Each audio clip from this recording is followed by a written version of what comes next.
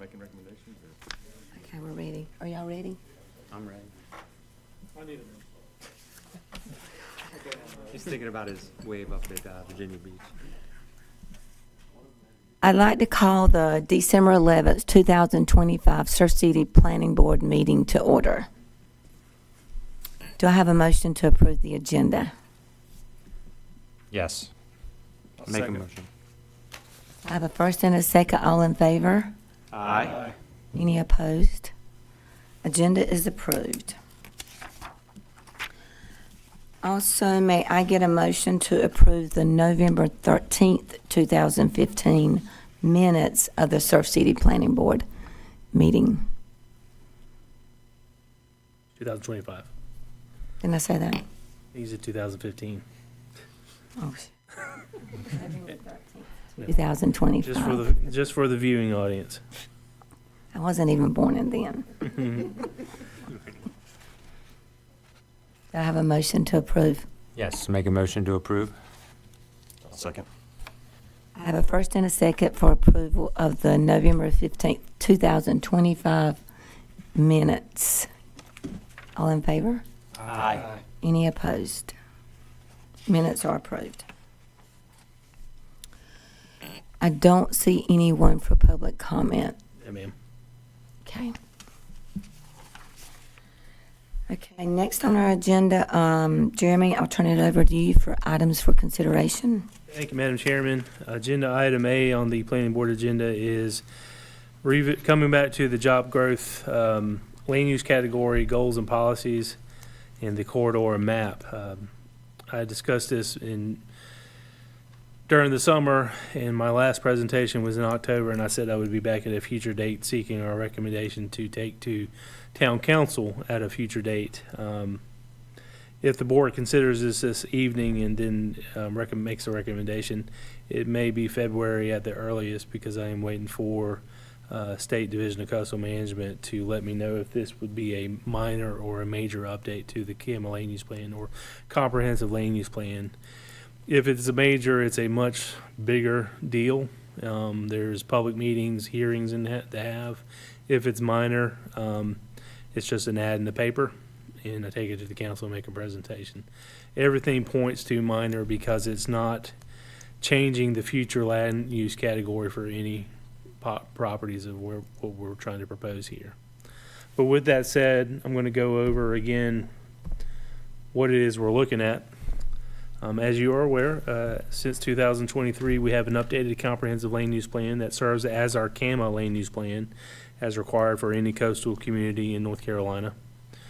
In the land use plan, we have many future land use policies and goals, and we have future land use categories and designations for properties in town limits and for many miles outside of our jurisdiction for the chance that they may annex. And we have a procedure and a path to make a recommendation. This board has a path to make a recommendation on annexations based off of the future land use map. One of the goals identified in the town's strategic plan, another plan, is the identification of job growth corridors and strategies. And when I came on with the town, I told Mr. Brewer I would work on some policies and goals that we could be incorporated in the comprehensive land use plan along our major corridors, which with this board I've shared, we've identified as the areas from the 5210 intersection north to the Onslow County line, from Cape Fear Community College, Surf City campus, north to US 17, and then from US 17 at that same intersection all the way to the Onslow County line. And this is a corridor where we would implement policies that would be supported by 5 new policies. They're in your staff report, but encouraging land uses that bring economic diversity, regional connectivity, infrastructure efficiency, environmental stewardship, and workforce support. As you know, we are a coastal community, and we rely heavily on our coastal economy. And this is, we hope to, as we grow out and we grow down 50 and 210 and 17 that we will diversify our economy, and as the town gains more utility capacity, sewer and water, we will have a push and a need for, again, leaning on the diverse economy, having land use users and developers that bring in high employment. High employment is anything in excess of 15-plus employees that would encourage to live and work in Surf City and have something, an alternative job base. Again, this doesn't change the future land use category for any of these properties, but it would affect those properties adjacent or immediately adjacent to these corridors. So we backed up the map. It used to be kind of a buffer, roughly 1,000 feet from those corridors. But now we've just identified it as those corridors, outlining the right-of-way. That way it's more flexible policies.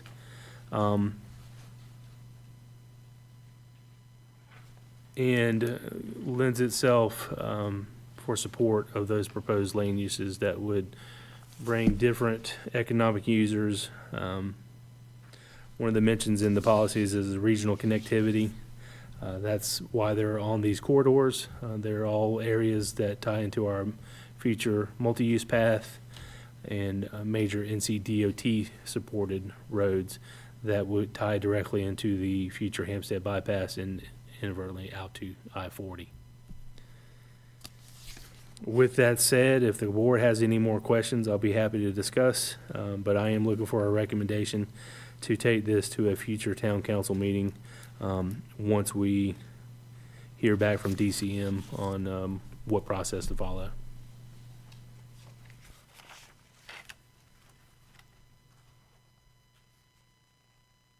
The short summary is this will just give this board and the town council more tools to support those type of developments that may be unsupported by some policies, but this would point to why it would be supported and back the town's up decision to approve something that may be contrasting to some of the underlying land use categories.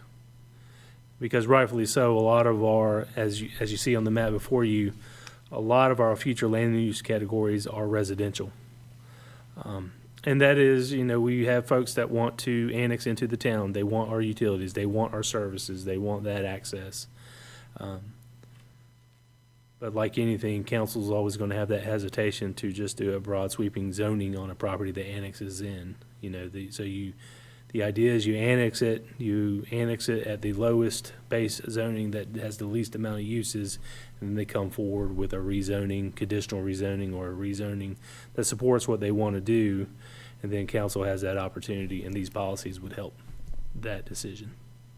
That's kind of similar to what we did with the Medlin piece of land. Yes, yeah, and that's And they did right. a whole CZ for the whole thing. Absolutely, and if these policies were in place, these would have been called right out to support that type, because it is a very diverse development, and not much different with the past Dandelion rezoning we have with the flex space, and that's a high employment user, is diverse, it's an economic driver, it ties in with the existing infrastructure in the area and the community college on that side.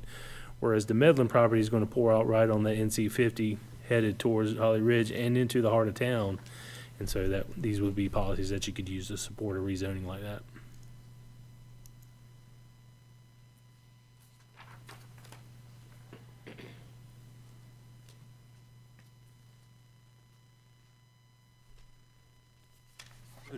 On the job, just question on the job growth corridor, is this something we're just looking at, just identifying areas? If we're not identifying specific properties, it would be those properties that use 50 to access. Now, when we develop it, we'll look for connection, if it develops, we'll look for internal connections, but their direct access is going to be on these NCDOT roads. So it doesn't really, we're not really specifying which kinds of industries we want in there. No, we are not. This is No. just straight, this is No. just straight, like, this is where we want those. Correct. Okay. If a brick manufacturer came in, well, obviously the zoning would have to support it. Maybe these policies would support it, but there's other things that come with the manufacturing facilities. And that's just, when you think job growth and large employers, you can think manufacturing, but there are alternatives. I mean, there's the IT community, computing, medical facilities. There's a diverse field of large employment, not just industrial.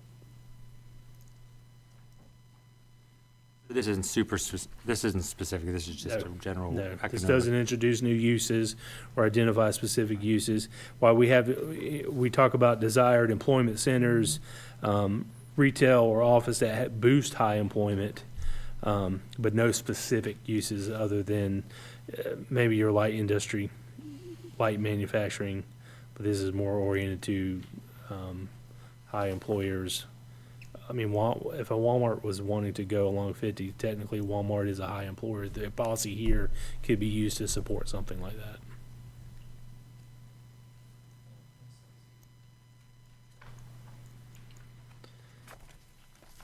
I'll make a motion to accept these recommendations for the job growth corridor.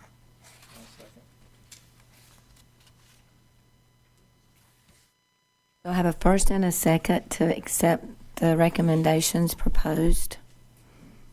All in favor? Aye. Any opposed? Recommendations are approved.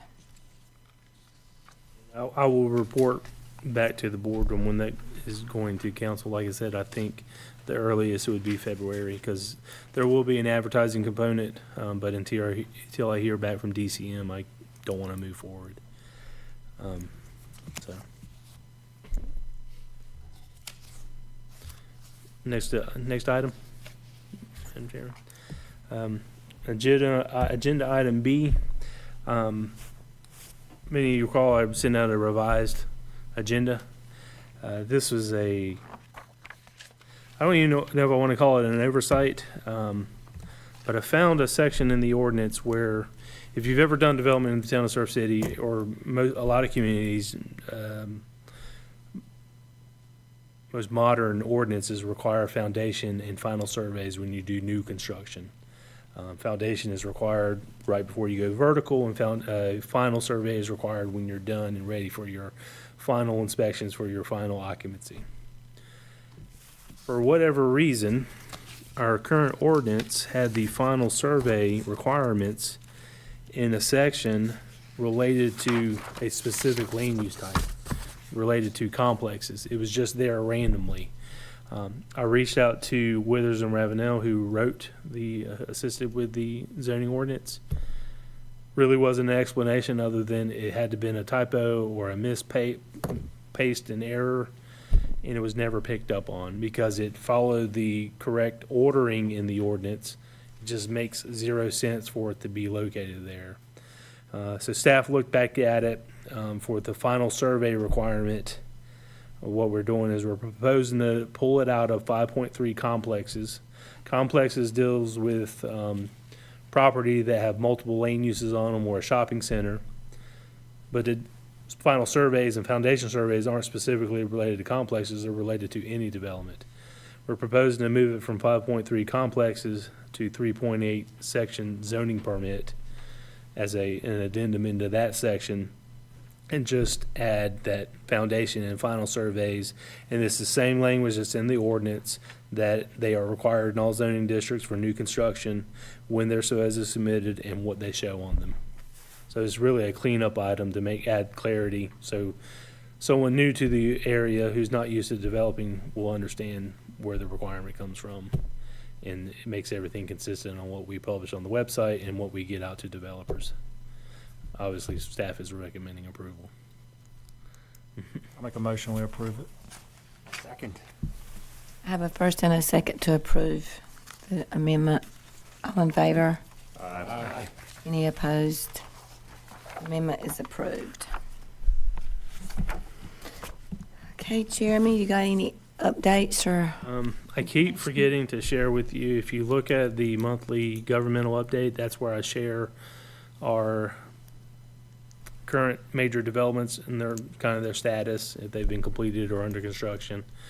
If you do get completed, you come off the list, but it's more for the public to know what's being constructed and where, so they're not always having to inquire to the town, hey, we see this development happening here, but if this board wants me to share that routinely, please let me know and I'll get it out to you.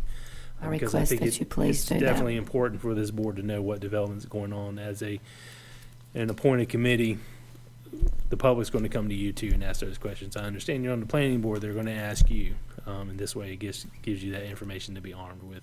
We only get asked one question. I see they're starting development. Is that a Chick-fil-A? There you go, there you go. If you would share that with us, it'd be great. I will, and I'll be sure to get it in future agendas, and I apologize. I know that's something I think you guys have gotten used to, and since I've been here, I've been inconsistent with it, and I apologize.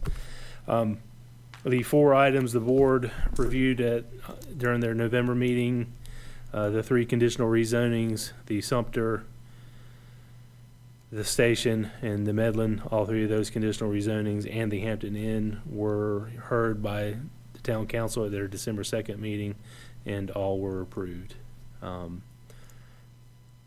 The Medlin and the station, no, the Medlin rezoning, you will most likely see at a future date in a site plan form, just because of the size. So, with that said, the last additional thing is, I've been here 7.5 months. I'm always happy to be here. I get up every day. It's stressful days, but I love being here and looking forward to a whole year here. But if I don't see any of you again, happy holidays. Thank you. Time flies when you're having fun, Jeremy. Does not seem like you've been here that long. No, it doesn't, but it's busy. And thank you for what you're doing. Thank you. Yeah, thank you. Do I have a motion to adjourn the meeting? Make a motion to adjourn. Second. I have a first and a second. All in favor? Aye. Meeting is adjourned. Thank you very much.